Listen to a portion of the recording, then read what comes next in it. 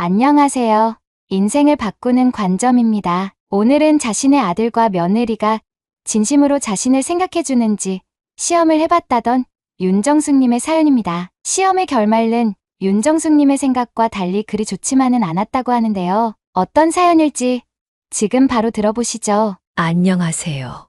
제 이름은 윤정숙이라고 합니다. 66의 나이로 인생의 가장 혹독한 이면을 마주한 사람이기도 하지요. 세상에서 가장 사랑하는 남편이 세상을 떠난 지 3년이 지났고, 그동안 저는 홀로 살아가는 법을 배워야 했습니다. 하지만 진정으로 어려운 것은 외로움이 아니라 가장 믿었던 이들에게서 받는 냉대와 무시였어요. 오늘은 제가 겪은 일들을 여러분들에게 들려드리고 싶어서 이렇게 사연을 보내게 됐습니다.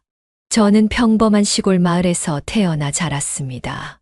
부모님은 농사를 지으시면서 저와 형제들을 키우셨어요.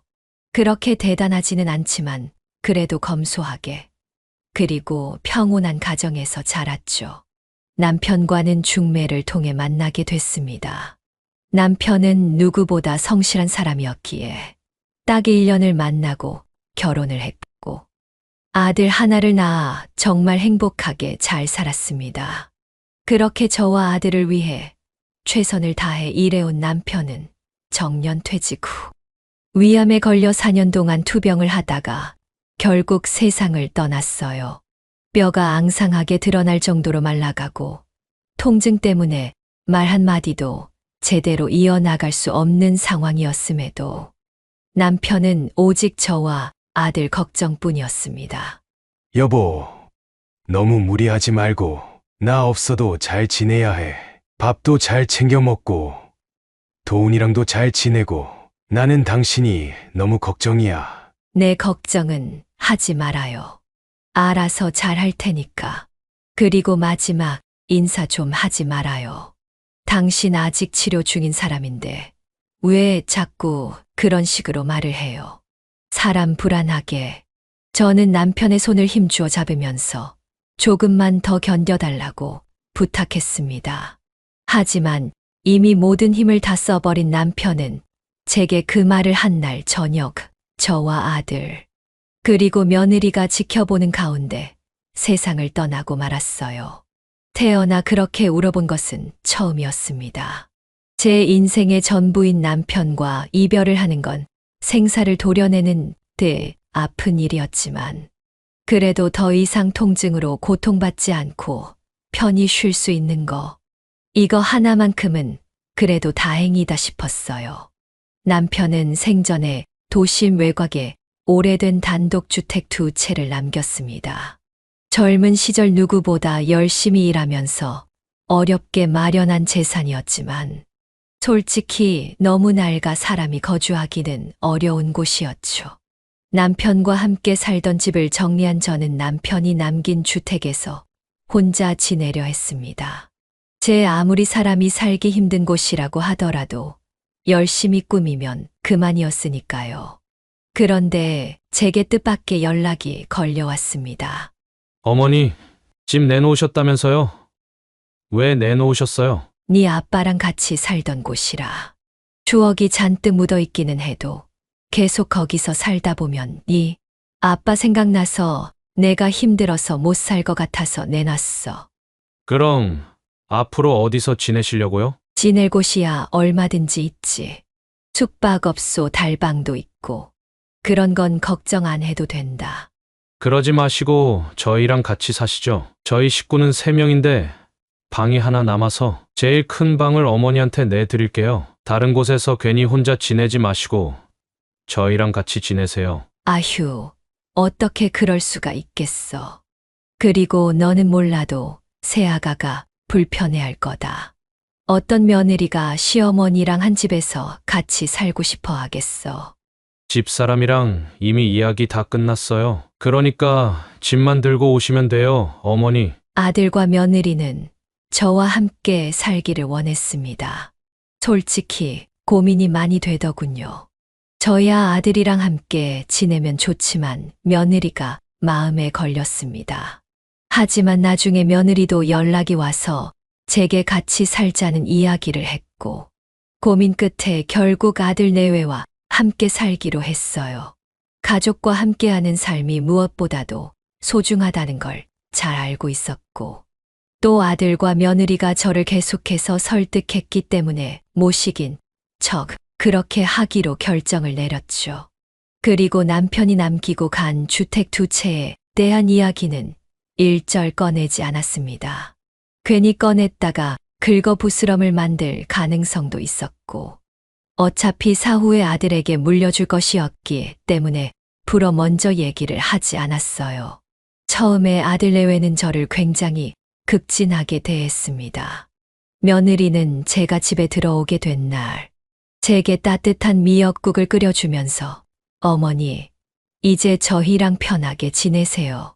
부족한 거 있으면 언제든 말씀하시고요. 라며 환한 미소를 지어 보였습니다.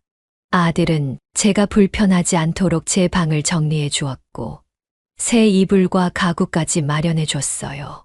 하나뿐인 손주는 할머니가 왔다고 기뻐하며 제 무릎에 달라붙어 떨어질 줄 몰랐죠. 매일 저녁이면 가족 모두가 함께 식사하며 도란도란 이야기를 나누었고, 생일에는 케이크를 준비해 생일 파티를 열곤 했어요. 맞벌이를 하는 아들 내외를 대신해 제가 손주를 돌봐주고, 집안일을 돕자 아들도 며느리도 제게 더욱 살갑게 굴었습니다. 따뜻한 말도 많이 해주고 항상 뭔가를 할 때마다 저를 우선으로 챙기곤 했죠. 아들과 며느리의 보살핌을 받으니 그제서야 자식 참 잘 키워놨다 싶은 생각이 들더라고요. 하지만 이 행복도 잠시 시간이 지나면서 모든 것이 조금씩 달라지기 시작했습니다. 식사 시간이 되어도 저를 부르지 않고, 가끔 제가 부엌에 조금만 늦게 나오면 이미 자기들끼리 밥을 먹고 있는 경우도 부지기수였어요. 며느리는 예전처럼 따뜻하게 말을 걸지 않았고, 아들도 피곤하다며 일찍 방으로 들어가는 날이 많아졌습니다. 설거지를 할 때 저를 도와주던 며느리는 어느 순간부터 저 혼자 식탁을 치우게 두었고, 손주도 예전처럼 제게 달려오지 않았습니다.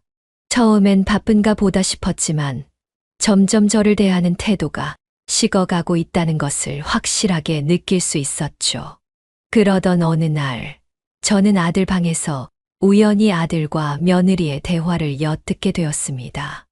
여보, 솔직히 나 이제 어머님 모시고 사는 거 좀 부담스러워지려고 해. 우리도 이제 슬슬 현실을 생각해야 할 때인 것 같아. 윤우 학원비며 얼마 전에 대출받은 것도 갚기 빠듯한데 언제까지 어머님을 모시고 살아야 하냐고. 조금만 참아. 그렇다고 갈 곳 없는 노친네를 당장에 내쫓을 수는 없잖아. 언제까지 참아야 하는데? 어머님 모시고 산 지가 벌써 1년이 다 되어가. 처음에는 그냥 그러려니 하고 받아들이려고 했는데 생활비도 점점 늘어나고, 아니면 어머님한테 생활비라도 좀 달라고 부탁드려 보던가. 아이, 그건 나중에 내가 따로 이야기 꺼내 보겠다고 했잖아. 그놈의 나중에 맨날 나중에 조금만 기다려 이렇게만 말하고 실천으로 옮기는 건 없고 답답해 죽겠어 그냥. 내가 돈 달라고 부탁드리는 건 좀 우스우니깐 당신이 나중에 이야기 꺼내봐. 그 대화를 듣는 순간 가슴이 무너지는 기분이었습니다. 처음에는 저와 함께 살고 싶다고 이야기했던 아들과 며느리가 뒤에서는 저런 대화를 나누고 있었다는 게 절망적이더군요. 저는 벽에 기대어 한참을 서 있었습니다. 눈앞이 흐려지고 귓가에는 아들과 며느리의 말이 계속해서 울려 퍼졌습니다. 그날 이후로 모든 것이 달라졌습니다.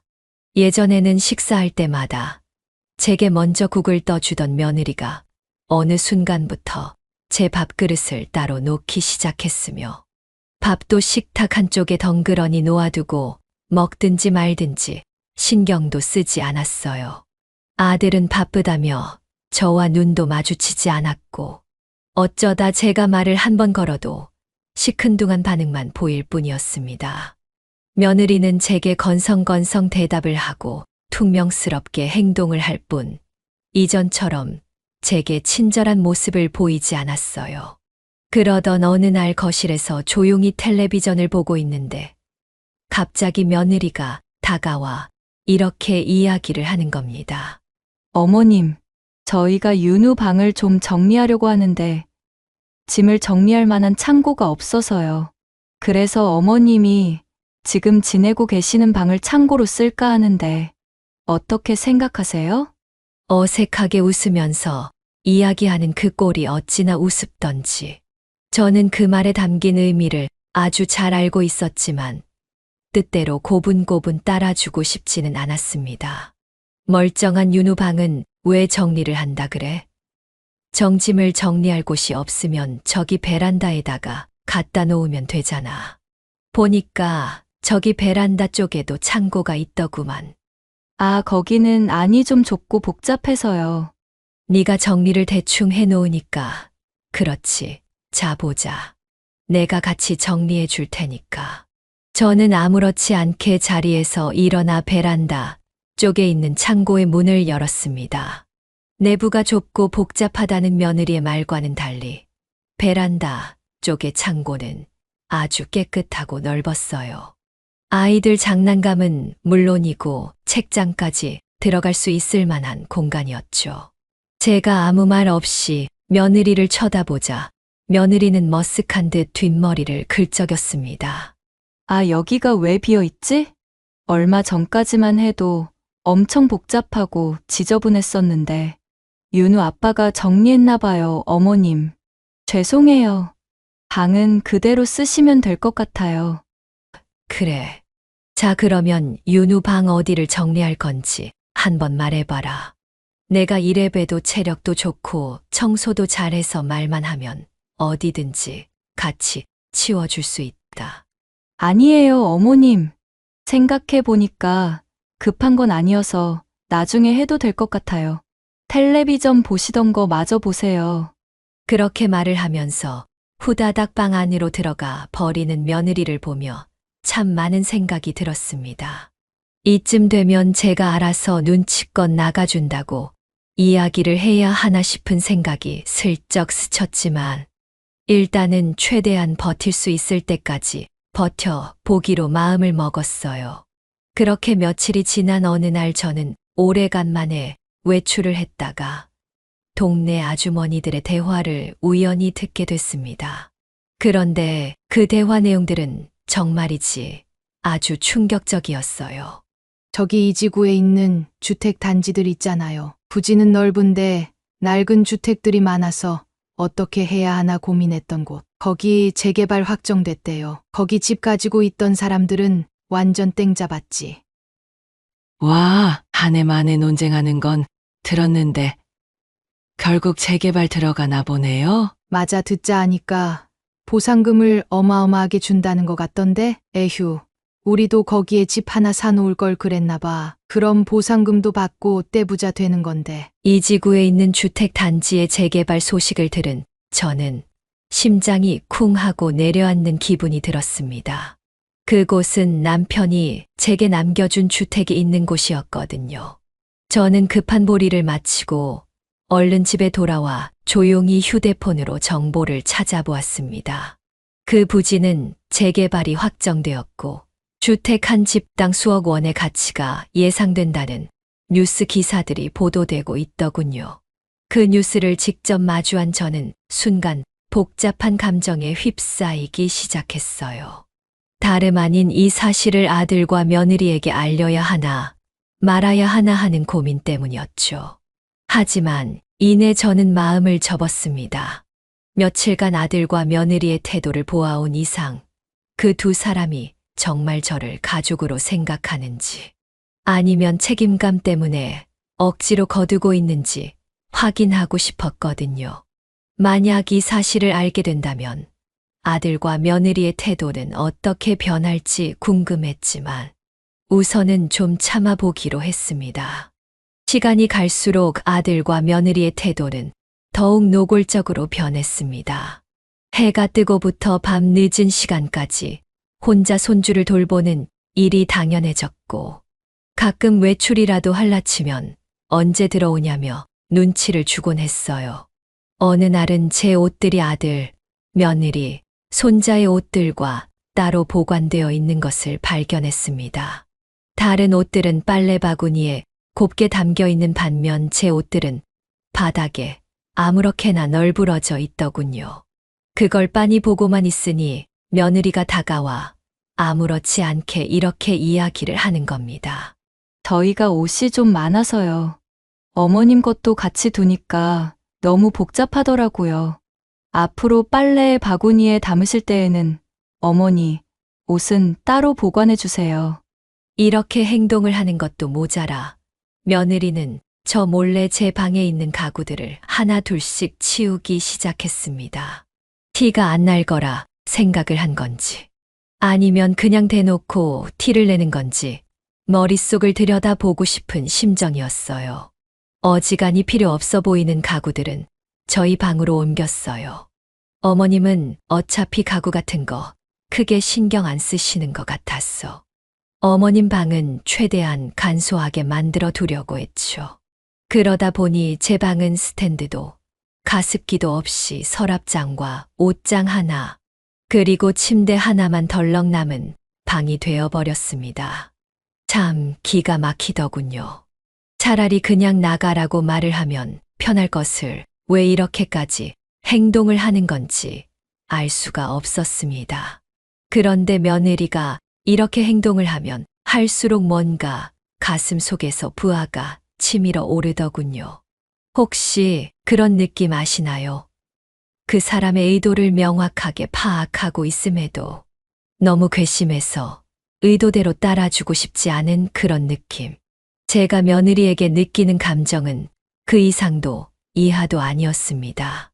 아들과 며느리가 어떤 생각을 가지고 있는지는 알 수 없었지만 그게 뭐가 됐든 순순히 따라주고 싶지는 않았어요. 그렇게 얼굴에 철판을 몇 겹씩 깔고 생활을 하던 어느 날 저녁을 먹고 있는데 며느리가 계속해서 제 눈치를 힐끔힐끔 보고 있는 겁니다. 너무 노골적으로 눈치를 보고 있기에 일부러 숟가락을 소리내어 놓고 며느리에게 이야기했어요. 아가, 내가 너한테 눈칫밥을 먹이는 것도 아닌데 왜 자꾸 사람을 힐끗힐끗 쳐다보냐? 할 말 있으면 편하게 해라. 뭐든 괜찮으니까. 죄송해요, 어머님. 있잖아요.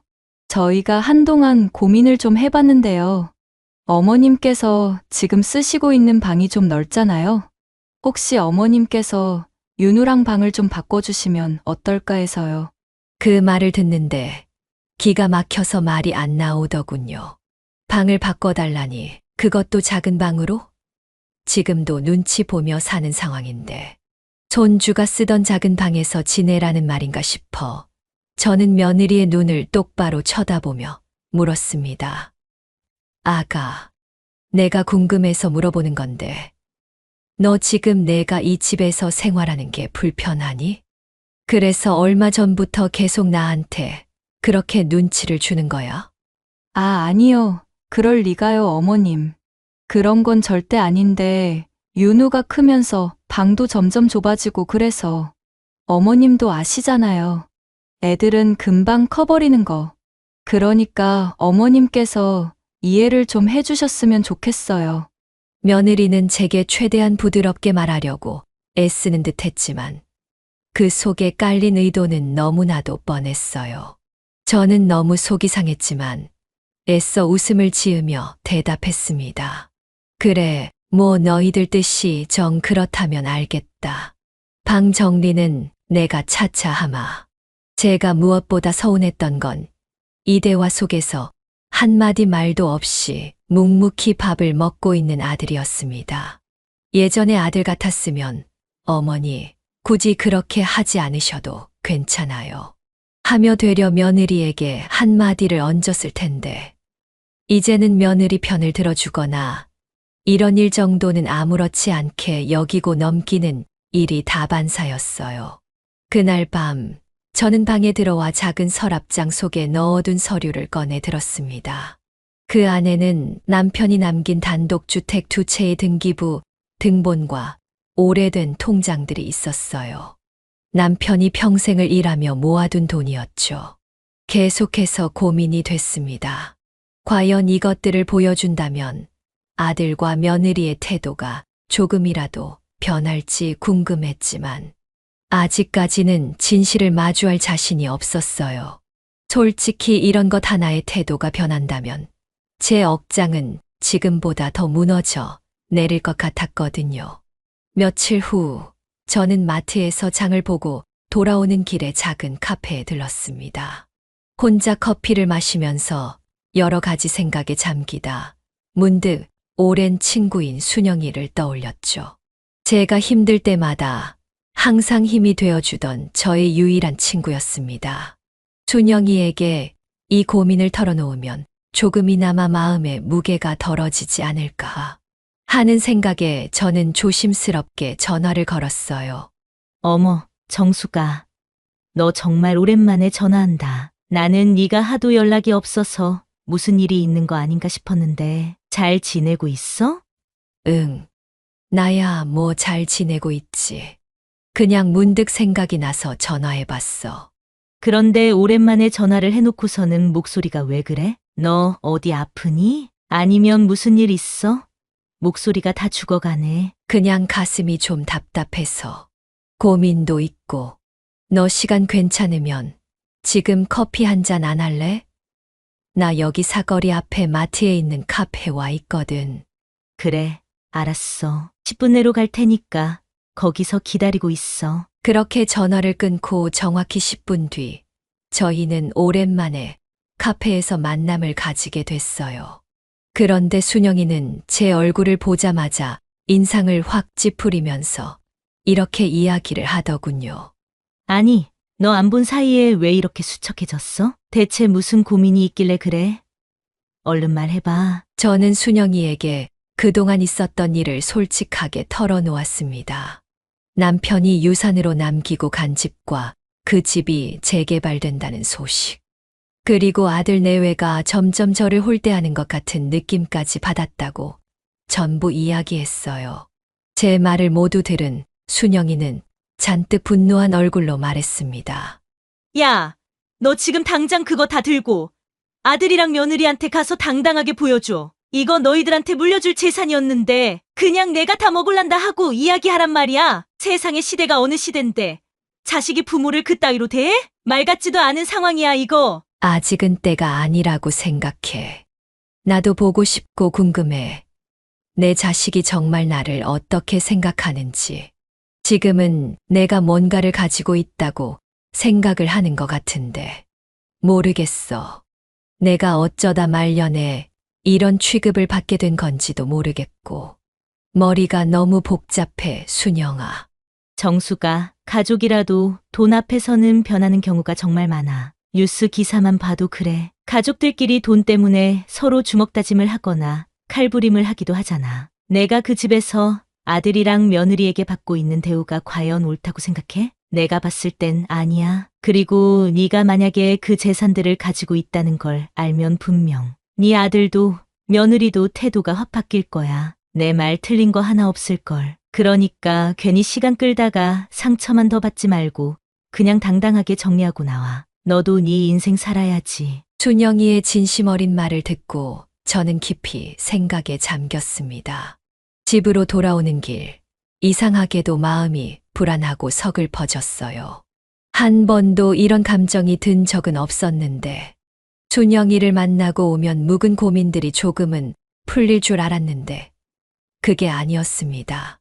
그렇게 고민만 깊어져 가던 어느 날, 며느리가 갑자기 제 옆에 슬쩍 앉아서 한숨을 푹푹 내쉬더니 고민을 털어놓는 겁니다.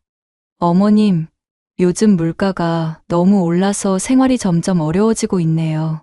수호가 요즘 들어 계속 동생 타령을 해서 한 살이라도 어릴 때 둘째를 좀 가져볼까 싶은데 이것도 쉽지가 않을 것 같아요. 애 키우는데 돈이 한두 푼 들어가는 줄 아니? 애 하나 키워봤으니 알 거 아니야. 너희 지금도 빠듯하다, 어쩌고 저쩌고 하는데 여기서 하나 더 낳으면 집안 거덜난다. 잘 생각해 보고 결정해.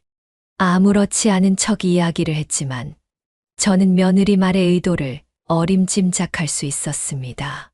그렇게 대화를 가볍게 넘기려고 하던 찰나에 며느리가 불쑥 돈과 관련된 이야기를 꺼내더군요. 어머님, 그래서 말인데요. 혹시 저희가 대출을 좀 받을 수 있도록 명의를 좀 빌려주실 수 있을까요? 무슨 소리를 하는 거냐? 대출을 받게 명의를 좀 빌려달라는 게, 예. 상식적으로 생각을 좀 해봐라. 직장도 없고 뭣도 없는 늙은이한테 돈을 잘 빌려주겠니? 아니면 허우대 멀쩡하고 나이도 젊은 데다가 직장도 다니고 있는 너희한테 돈을 잘 빌려주겠니? 무슨 귀신 신하라 까먹는 소리를 하고 앉았어. 아니면 저희한테 돈 좀 빌려주실 수 있으세요? 솔직히 어머님께서 저희 집 들어오고 나서부터 생활비가 좀 많이 나가기 시작해서요. 가족 간에 이런 말씀 드리기는 좀 못하지만 적어도 월세는 받아야 할 것 같기도 해서 어차피 저희는 가족이니까 돈 가지고 언쟁 벌일 일도 없고 그렇게 되면 저희도 좋고 어머님도 마음 편하실 거 아니에요. 그래. 듣고 보니 네 말도 일리가 있다. 미안하지만 대출은 받아줄 생각 없고 이 집에 살면서 생활비를 내는 건 한번 생각을 해 보도록 하마. 말을 마친 순간 며느리의 표정은 정말이지 사진을 찍어두고 싶을 정도로 가관이었습니다. 며느리는 그 이야기를 꺼낸 이후로 대놓고 당돌해지기 시작했어요. 어느 날은 아들 앞에서 대놓고 한숨을 푹 쉬며 저보고 들으라는 듯 이렇게 이야기를 하더군요. 여보, 우리 집 점점 좁게 느껴지는 것 같아. 둘째까지 생기면 5 식구가 여기서 사는 건 아무래도 좀 힘들지 않을까? 아들은 신문을 보던 손을 멈추고 며느리 한 번, 저 한 번, 이렇게 번갈아 쳐다보며 헛기침을 한 번 하고 대답했습니다. 그렇기는 하지. 내 식구 살기에도 조금은 좁다고 생각하는데 5 식구라면 상상만 해도 답답할 것 같아. 나도 이사는 가고 싶은데 제일 큰 문제가 있잖아. 우리한테는. 돈이 문제지. 지금 우리가 가지고 있는 대출이 있으니까 추가적으로 대출이 나오는 것도 어렵고 그렇다고 이 나이 먹고 어머니한테 손 벌리는 것도 좀 그렇고. 허허, 그게 왜 좀 그런 거야? 자식이 돼서 부모한테 손 좀 벌릴 수도 있는 거 아니야? 뭐 꽁돈 달라고 하는 것도 아닌데. 어머님도 우리랑 같이 사시잖아. 어머님도 편하게 사실 수 있게 넓은 집으로 이사 가는 게 좋지 않겠어? 우리가 편하면 어머님도 편한 거잖아. 그렇죠, 어머님? 이제야 확신이 들더군요. 아들이든 며느리든 저를 가족이라고 생각을 하는 게 아니라 그냥 돈 나올 구멍이라고 여기며 이 집에 묶어뒀던 것이었습니다. 저를 위해서가 아니라 본인들의 편의를 위해 저를 이용하려는 것이었죠. 아들과 며느리의 대화를 묵묵히 듣고만 있던 저는 아무 대답 없이 입을 다물고 방으로 돌아왔습니다. 그날 밤 저는 잠이 오지 않아 창밖을 바라보며 깊은 생각에 잠겼습니다. 나에게 가족이란 어떤 존재일까? 과연 남편이 살아있었을 때 이런 일이 생겼다면 남편은 과연 어떻게 대처를 했을까? 내가 아들을 위해 한 몸 바쳐 헌신했던 시간이 과연 헛된 것이었을까? 그냥 삶에 대한 회의감이 느껴지더라고요. 인생을 잘못 산 것 같다는 씁쓸함이 느껴지기도 했습니다. 그렇게 뜬 눈으로 밤을 지새우고 다음 날 아침 거실로 나가니 평소에는 살갑게 굴지도 않던 며느리가 어머님 일어나셨어요? 하면서 친절한 척을 하는 겁니다. 아무래도 어제 제가 대답을 하지 않고 방 안으로 들어간 게 괜히 신경이 쓰이는 것 같았어요. 그러던가 말던가 저는 다가오는 며느리를 외면한 채 부엌에서 물 한 컵을 꺼내 마셨습니다. 그런 저를 보고 며느리는 헛기침을 2번 하더니 이렇게 말을 걸더군요. 어머님, 저희가 이번 주말에 부동산을 좀 보러 가려고 하는데요. 혹시 같이 가주실 수 있을까요? 부동산을 뭐하러 보러 가는데. 어제 말했던 대로 큰 집으로 이사라도 가려고. 제 말에 며느리는 순간 당황한 듯 보였지만 이내 애써 미소를 지으며 말을 돌렸습니다. 그게 아니라 그냥 집 구경 가는 거예요. 집 구경. 지금 당장 이사를 가겠다는 건 아니에요, 어머님. 그냥 어머님도 같이 보면 좋을 것 같아서 말씀드리는 거예요. 아, 그러니? 당장 이사 갈 게 아니라면 그냥 너희끼리 집을 보고 오는 것도 나쁘지 않을 것 같구나. 내가 굳이 같이 가서 봐줄 필요는 없지 않니? 어머니, 저희가 새 집을 알아보면서 어머니 방도 더 넓고 좋은 곳으로 마련해 드리려고 해요. 적어도 좁아 터진 여기서 사는 것보다는 훨씬 좋을 거예요. 아들까지 합세해서 함께 부동산에 가자고 권유했지만 저는 이미 아들과 며느리의 의도를 알고 있었습니다. 저는 고개를 천천히 저으면서 대답했어요. 아니다. 나는 여기서의 생활에 충분히 만족한다. 내 식구 살기에도 좁지 않고 지금 이대로도 충분히 편하니 굳이 이사 갈 필요가 없다고 생각해. 괜한 돈 버릴 생각하지 말고 여기서 사는 거에 만족하면서 살아. 그리고 지금 둘째가 들어선 것도 아니잖니. 그건 나중에 생각해도 늦지 않은 문제야. 그 순간 며느리의 얼굴이 굳어졌습니다. 그리고 그날부터 며느리는 더 이상 저를 배려하는 척하지 않았습니다. 식사를 할 때도 별다른 말 없이 자기들끼리만 대화를 나누는가 하면 저에게는 간단한 반찬 몇 가지만 건네줬습니다. 며칠 후 저는 우연히 아들과 며느리의 통화를 듣게 됐어요. 아들이 밤 늦게까지 들어오지 않아 손주를 재우고 나서 계속 기다리고 있었는데 안방에서 커다란 목소리로 통화를 하는 듯한 목소리가 들려오더군요. 집 안에는 아무 소리도 들리지 않는 상황이었기에 어떤 내용으로 통화를 하는지도 아주 선명하게 잘 들려왔습니다. 여보, 어머니한테 말씀드렸어? 돈 좀 어떻게 빌려달라고? 아직 말씀 안 드렸어. 내가 말했잖아. 요즘 어머님 눈치가 엄청 빨라지신 것 같다니까. 어머님이 괜히 여기서 더 역정내서 짐 싸서 나가버리시면 어떡하려고. 천천히 설득해야 해. 우리가 눈치를 봐야 하는 상황이야? 입장이 바뀌어야지. 여기 집은 우리 집이고 어머니가 얹혀 사시는 건데 어차피 우리도 힘든 상황인데 어머니가 도와주시는 게 당연하지 않아? 가족끼리 도와야지. 그리고 당신 어머니한테 억지로라도 좀 잘해드려. 요즘 너무 퉁명스럽게 대하는 게 티가 나더라. 당신이나 잘해. 나는 알아서 잘하고 있으니까. 어떻게 아들이라는 작자가 집에 들어와도 엄마랑 대화 한마디를 안 하려고 해. 대화거리가 없어도 억지로 짜내서 만들어 좀. 그래야 나중에라도 지갑이 술술 열릴 거 아니야. 혹시 알아? 지금 어머님이 돌아가신 아버님 유산을 가지고 계시는데 우리한테 숨기고 계신 걸 수도 있잖아. 아, 그러네. 그런데 우리 아버지 뭐 가지고 계신 거 없을걸? 뭐가 있었으면 진작에 우리 살림살이도 달라졌겠지. 아들과 며느리의 말 같지도 않은 대화를 듣는 순간 저도 모르게 눈물이 고이는 것이 느껴졌습니다. 이제는 대놓고 저를 무시하고 있더라고요. 저는 조용히 손주를 방에다가 눕혀놓고 제 방으로 돌아와 눈물을 훔쳤습니다. 한 번 터진 눈물은 멈출 줄 모르고 계속 흘러내렸지만 겨우 마음을 가다듬을 수 있었어요. 그날 새벽 저는 마음을 단단히 먹었습니다. 그동안 아들 내외의 진심을 확인하려고 했던 것도 이제는 끝내야 할 때라는 걸 깨달았어요. 그리고 다음 날 아침 저는 일부러 아무렇지 않은 듯 행동하며 며느리에게 미소를 지으면서 이렇게 말을 붙였습니다. 아가, 오늘 저녁에는 내가 좋아하는 갈비찜 좀 해줄 수 있겠니? 오랜만에 갈비찜이 너무 먹고 싶구나. 며느리는 저희 부탁에 살짝 짜증난 듯한 표정을 지으며 대답했습니다. 아, 어머님. 저 오늘 너무 바빠서 힘들 것 같은데요.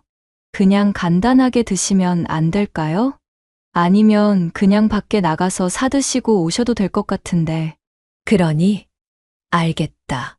며느리의 대답에 저는 방긋 웃으며 방으로 들어왔고 조용히 옷장을 여러 짐을 싸기 시작했습니다.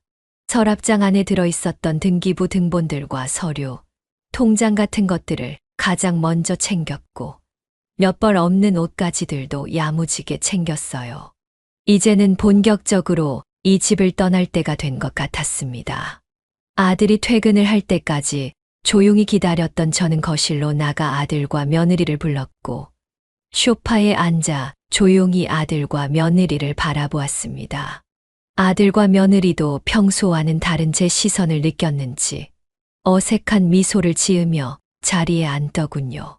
평소와는 다른 묘한 긴장감이 집안을 조용히 감돌았습니다. 내가 너희를 부른 건 따로 할 말이 있어서야. 내가 너희한테 지금 무슨 이야기를 할 것 같니? 한번 예상해 보거라. 아들과 며느리는 제 말을 듣고 순간 긴장한 듯 보였습니다. 며느리는 반사적으로 아들의 손을 살짝 잡으며 눈빛을 교환했고 저는 그 모습을 놓치지 않았습니다. 두 사람의 불안한 듯한 숨소리와 억지 웃음은 더 이상 제게 가식적으로도 다가오지 않았어요. 그저 웃기기만 할 뿐이었죠. 너희가 요즘 힘들다는 거 안다. 뭐 요즘 시국에 너희만 힘들겠냐마는. 둘이 벌어도 생활비 내는 것도 빠듯할 테고 둘째 낳을 생각 중이라고 하면 부담도 클 거라는 거 충분히 이해하고 있다. 그렇죠.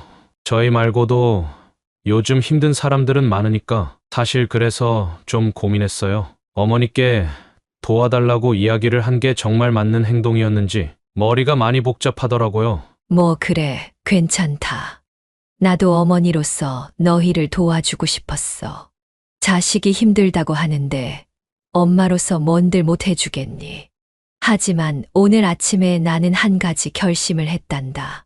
저는 미리 준비해 둔 서류 봉투를 탁자 위에 올려놓았습니다. 봉투 안에는 남편이 남긴 도심 외곽의 단독주택 2채의 등기부 등본과 최근 재개발 소식이 담긴 신문 기사 몇 장이 들어 있었어요. 아들은 봉투를 열어 서류를 확인하더니 얼굴이 하얗게 질렸습니다. 며느리도 그 옆에서 사색이 된 채 불안한 눈빛으로 저를 바라보았습니다. 며느리의 손이 무릎 위에서 부들부들 떨리는 것이 보이더군요. 당연히 두 사람 다 이런 상황이 찾아올 거라는 걸 전혀 예상하지 못했을 테니 더욱 충격적일 수밖에 없었을 겁니다. 이게 뭐예요, 어머니? 이 등기부 등본은 뭐고 재개발 기사는 뭐고? 너희는 몰랐겠지만 내 아버지가 돌아가시기 전에 남긴 집이란다. 사람이 살 수도 없을 정도로 오래된 주택이기는 했는데 최근에 재개발 지역으로 지정되었고 보상금이 수억 원이 될 거라는구나. 아니 어쩌면 그 이상이 될 수도 있다고 하더라. 아들과 며느리는 아무 말도 하지 못한 채 서로를 바라보았고 그러거나 말거나 저는 할 말을 계속해서 이어나갔습니다. 나는 이 사실을 너희에게 일부러 숨겼다. 정말 너희가 나를 가족으로 생각하는지 아니면 그냥 돈 나올 구멍으로만 생각을 하는 건지 제대로 알고 싶었거든. 하지만 요즘 너희의 태도를 보면서 알았다. 너희에게 나는 그저 돈을 달라고 하면 줘야 하는 ATM 기계였다는 걸. 어머님, 무슨 그런 말씀을 하셔요. 그런 뜻이 아니었어요. 저희는 그냥 어머님께서 편하게 사실 수 있도록 도와드리고 싶었어요. 아니, 정말 나를 위한 것이었다면 나한테 손을 벌리지도 않았을 거다. 아가, 구차하게 구구절절 변명하지 않아도 된다. 나는 이미 너희가 무슨 생각을 하는지 다 알았으니까. 어머니, 정말 오해하시는 거예요. 저희가 어머니를 소중하게 생각하는 건 변함없어요. 그냥 잠깐 힘들어서 그랬던 거예요. 힘들어서 세상에 어떤 자식이 자기 부모를 ATM 기계로 생각하겠어요. 그런 생각은 안 해주셨으면 좋겠어요, 어머니. 힘들면 가족을 이용해도 된다고 생각했니? 힘들면 내 방을 창고로 만들려고 하고 나한테 당당하게 대출을 받으라는 둥 그런 식으로 이야기를 해도 된다고 생각한 거야? 나는 처음 이 집에 들어올 때부터 아무것도 기대하지 않았어. 그냥 늙은이를 데리고 살아주는 것만으로도 감사하게 생각했다. 그런데 이런 취급을 받게 될 거라고는 정말 상상도 못했다, 나는. 어머님 우선 진정하세요. 지금 너무 흥분하셨어요. 흥분, 아니. 나는 지금 그 어느 때보다 이성적이다. 오늘부로 나는 이 집을 나가려고 한다. 너희도 나랑 같이 지내는 게 힘들 것이고, 나도 너희와 함께 지내는 게 괴로우니 내가 나가는 게 낫겠지. 절이 싫으면 중이 떠나라는 말도 있으니. 저는 방 안에 들어가 짐 가방을 들고 나와서 천천히 문 쪽으로 걸어갔습니다. 그리고 현관 앞에 서서 마지막으로 아들과 며느리를 쳐다보며 말했어요. 행여나 보상금이 나오면 우리한테 떨어질 콩고물이 있을까 하고 기대 같은 건 안 하는 게 좋을 거다. 재개발 보상금을 받고 나면 나는 최대한 사회에 도움이 될 수 있는 방향으로 쓰려고 하니까. 너희에게 돌아갈 돈은 단 한 푼도 없을 테니 그렇게 알고 2번 다시는 연락하지 말아줬으면 좋겠구나. 그렇게 뒤도 돌아보지 않고 집을 나온 후 저는 가장 먼저 가까운 기차역으로 향했습니다. 한동안 멍하니 기차역의 전광판을 바라보고 전국에 있는 기차역을 찾아보면서 어디로 가야 할지 고민한 뒤 가장 먼 목적지를 선택했습니다. 더 이상 뒤를 돌아보지 않고 그 어떤 것도 신경 쓰지 않고 저만의 삶을 살아가겠다고 다짐했으니까요. 기차를 타고 차창 밖으로 빠르게 지나가는 풍경을 바라보며 지난 시간들을 천천히 곱씹었습니다. 한없이 참고 견디며 살아왔지만 결국 그것이 제게 남긴 것은 상처뿐이었더라고요. 진작에 이렇게 다 버리고 나와버릴 걸. 뭐하러 그렇게 참았을까. 참아왔던 지난 시간들이 조금은 아쉽기도 했습니다. 도착한 도시는 기존에 살던 곳과는 다르게 조용하고 한적한 곳이었습니다. 공기가 맑고 지나가는 사람들의 표정이 한결 여유로워 보였죠. 저는 기차 안에서 미리 예약해둔 작은 숙소로 들어가 짐을 풀었습니다. 작고 남루한 방이었지만 오랜만에 나만을 위한 공간이 생긴 것 같아 마음이 편안해졌습니다.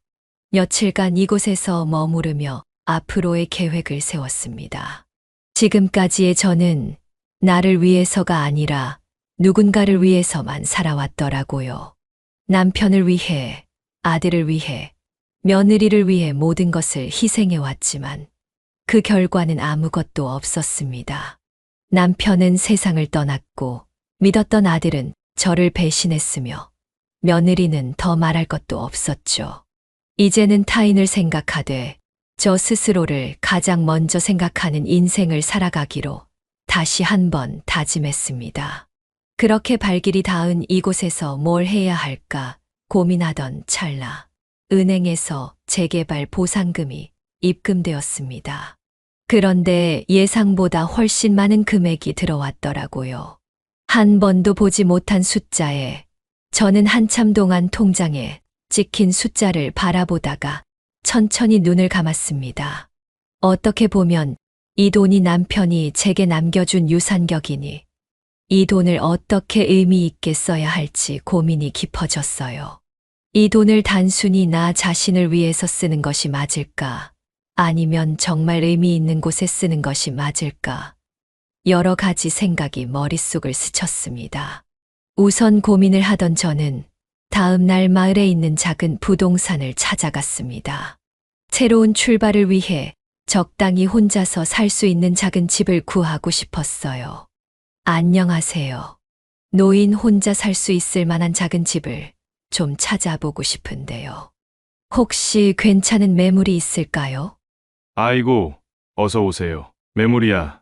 널리고 널렸죠. 이 동네에 빈집들이 좀 있거든요. 다들 평수도 예쁘게 빠져 있는 데다가 몇 개월 전에 빈집 리모델링들도 싹 해놔서 상태들이 아주 최상급입니다. 괜찮은 곳 몇 군데 보여드릴 테니 같이 보러 가시죠. 부동산 직원은 제게 몇 가지 매물을 보여주었고, 저는 그 중에서 작은 정원이 있는 아담한 집을 계약했습니다. 예전 같았으면 혼자 사는 것부터 시작해서 집을 계약하는 것까지도 가족의 동의를 구해야 했겠지만, 이제는 저의 결정만 있으면 되었기에 너무나 편하더군요. 계약을 마치고 얼마 뒤 이사를 한 후 저는 새 집을 꾸미는 일에 몰두했어요. 작은 정원에는 꽃씨를 심고 거실에는 따뜻한 느낌의 가구를 하나씩 들여놓았습니다. 창문을 활짝 열어 햇살을 들이니 마치 이 공간이 제게 말을 거는 듯한 착각이 느껴졌어요. 시간이 지나면서 저는 이곳에서의 생활에 점점 익숙해졌습니다. 아침이면 근처 공원을 산책했고, 오후에는 마을에 있는 작은 도서관에서 책을 읽으며 시간을 보냈습니다. 가끔은 동네 사람들과 차를 마시며 담소를 나누기도 했어요. 이 마을에 있는 사람들은 이런 것 저런 것들을 따지지 않고 저를 있는 그대로 받아들여 주었습니다. 가족에게는 늘 짐이 되면 안 된다는 생각을 했지만, 여기에서는 누구의 부담도 아닌 오롯이 저 자신으로서 마음 편하게 살아갈 수 있었어요. 그리고 남은 재개발 보상금으로 저는 저와 같은 노인들을 돕기 위해 조그마한 요양원을 하나 세우기로 마음을 먹었습니다. 이 마을 자체가 조금은 외진 곳이라 복지시설과는 거리가 멀기도 했고, 또 저와 같이 자식들에게 제대로 대우받지 못하고 외롭게 방치되는 노인들이 적지 않았거든요. 외로이 늙어가는 노인들에게 적게나마 힘이 되어줄 수 있는 방법을 찾다 보니 작은 요양원을 세우는 게 제일 합리적이고 좋은 방법일 것 같더라고요. 그래서 저는 여러 복지시설에 여러 가지 조언도 받고 또 법적인 부분들을 꼼꼼하게 살펴봤습니다. 그리고 시설을 설계하고 운영할 계획을 자세히 세우고 재정을 확보했어요. 무엇보다 접근성이 좋아야 했기에 그나마 버스로 이동할 수 있는 읍내의 요양원을 세우기로 마음을 먹었습니다. 이 과정에서 많은 분들의 도움을 받을 수 있었기에 그저 감사한 마음뿐이었어요. 마을 사람들은 저보고 참 대단한 결정을 했다며 극찬을 아끼지 않았습니다. 보면 볼수록 참 대단한 양반이야. 요양원 세우기로 한 돈, 재개발 보상금으로 받은 돈이라면서? 나 같으면 나 먹고 즐기는데 다 써버릴 텐데 다른 사람을 위해서 쓰고 아깝지 않어? 아깝긴요. 전혀 안 아까워요. 솔직히 여태까지 너무 허튼 곳에다가 시간을 낭비하기도 했고, 그래서 이제는 좀 의미 있는 곳에다 제 모든 걸 투자하고 싶어요. 다른 사람들에게 도움이 되고 또 제 스스로도 뿌듯해질 수 있는 일이 뭐가 있을까 생각하다가 결정을 내리게 된 거죠 뭐. 여기는 거동이 불편하신 어르신들도 많고 하니까 충분히 그 분들의 쉼터가 되어줄 수 있을 거라 생각해요. 그렇게 많은 것들을 결정하고 마음 편히 살아가던 어느 날, 저희 집으로 뜻밖의 우편이 한 통 도착했습니다. 저희 집으로 우편을 보낸 사람은 다름 아닌 아들이었습니다. 대체 제가 사는 곳은 어떻게 알고 편지를 보낸 건지 의아하더군요. 편지를 열어보지 말고 그냥 찢어버릴까 하다가 무슨 말이 적혀 있을지 궁금해 조심스럽게 봉투를 열었습니다. 어머니, 잘 지내고 계시죠? 수소문 끝에 어머니가 살고 계시는 주소를 받아 이렇게 편지를 보냅니다. 마음 같아서는 찾아가고 싶지만 어머니께서 안 좋아하실 것 같아서요. 많이 늦었지만 어머니께 진심으로 사과드립니다. 어머니께서 그렇게 떠나신 후 제 인생도 정말 많이 변했습니다. 어머니가 떠나고 나니 그제야 그 사랑의 깊이가 얼마나 깊었는지, 어머니께서 저를 얼마나 아껴주셨는지 알 수 있었어요. 너무 늦었지만 이제라도 잘못을 깨달은 저를 용서해 주실 수 있을까요? 답장 기다리겠습니다. 저는 편지를 끝까지 읽고 머릿속이 복잡해졌습니다. 그리고 답장을 해야 하나 말아야 하나 고민하다가 결국 며칠 후 답장을 쓰기로 했어요. 그동안 아들은 제게 연락 한 통 없이 지냈었는데 이제 와서 후회한다고 하면 그게 정말 진심에서 우러나오는 건지도 의문스러웠습니다. 하지만 잘못했다고 편지를 보내는 것부터 뭔가 바뀌려고 노력은 하는 것 같았기에 답장을 보내려고 하는 것이었죠. 아들아, 내 편지 잘 읽었다. 나는 그동안 많은 시간을 홀로 보내며 내 시간들을 되찾고 내 상처들을 회복하기 위해서 무던히 노력하고 있었단다. 내가 후회하고 있다는 건 충분히 알겠지만 용서라는 건 말처럼 쉬운 일이 아니야. 중요한 것은 글과 말이 아니라 행동이란다. 네가 진심으로 내게 미안함을 느낀다면 행동으로 직접 보여주렴. 기다리고 있으마. 편지를 붙인 후에도 저는 아들의 연락을 기다리지 않았습니다. 아들에 대한 기대가 거의 없었기 때문이었죠. 그렇게 몇 주 후 저는 다른 곳에 있는 작은 요양원을 봉사차 방문하게 되었습니다. 이곳은 저와 같은 노인들이 서로 기대고 의지하며 함께 살아가는 곳이었어요. 어차피 요양원을 건립하게 되면 저도 여기서 하는 일들을 빠삭하게 다 알아야 했기에 정기적으로 자원봉사를 시작했습니다. 봉사를 하면서 제 상처받은 마음들도 어느 정도는 많이 치유를 받는 듯한 기분을 느꼈어요. 그렇게 얼마간의 시간이 지났을까? 여느 때처럼 봉사를 하러 집을 나서던 날이었습니다. 그런데 저희 집 앞에 낯익은 차 한 대가 주차되어 있더라고요. 설마 하는 마음에 근처를 둘러보니 제 뒤에 아들이 서 있었습니다. 한참 만에 만난 아들은 굉장히 수척해져 있었어요. 말도 못할 정도로 말이죠. 얼마나 마음 고생을 한 건지 얼굴만 봐도 확실하게 알 수 있었습니다. 어머니, 진심으로 죄송합니다. 저 정말 많이 후회하고 있어요. 못난 불효자를 제발 용서해 주세요. 이제 어머니 속상하게 할 일 없을 거예요. 마누라랑은 이혼했고 양육권은 제가 가지고 왔습니다. 제가 어머니께 용서를 비는 거 자체가 염치 없는 짓이라는 거 알고 있지만 한 번만 기회를 주세요. 저는 한참 동안 무릎을 꿇고 있는 아들을 바라보았어요. 이곳에 오기 전까지 제게 했던 짓을 생각한다면 그냥 의절을 하고 사는 것이 가장 좋은 방법이었지만 이렇게 무릎까지 꿇어가며 사과를 하는 걸 매몰차게 외면할 수는 없었습니다. 그래, 지난 날에 대해 잘못한 걸 깨달았다면 그걸로 됐다. 하지만 그게 한순간의 감정으로 내뱉는 말이 아니라는 걸 네가 지금부터 증명해야 할 거야. 네가 정말 나한테 미안함을 느끼고 반성하고 있다면 이렇게 무릎을 꿇고 울 게 아니라 앞으로 어떻게 행동을 할 건지 스스로 생각하고 실천하도록 해라. 제 말을 듣고 세차게 고개를 끄덕인 아들은 그날 이후 제가 봉사를 하고 있는 요양원을 자주 찾아왔습니다. 그리고 말없이 제 곁에서 시간을 보내며 크고 작은 일들을 돕기 시작했어요. 그리고 주말마다 손주를 데리고 내려오기도 하고 마을의 허드레시를 돕기도 했습니다. 제 사정을 어느 정도 알고 있는 마을 사람들은 처음엔 아들을 그렇게 달갑게 보지 않았지만 성실하고 굳은 일을 하는 모습을 보면서 아들을 괜찮은 사람으로 봐주기 시작했어요. 그리고 아들을 향해 쓰디쓴 조언을 해주시기도 했고 아들은 그걸 겸허히 받아들였습니다. 그 모습을 보면서 점차 아들을 용서해 가는 중이랍니다. 우리의 삶은 그 누구도 예상치 못한 방향으로 흘러갑니다. 과거의 상처는 쉽게 지워지지 않지만 그 상처를 통해 스스로 성장을 할 수도 있지요.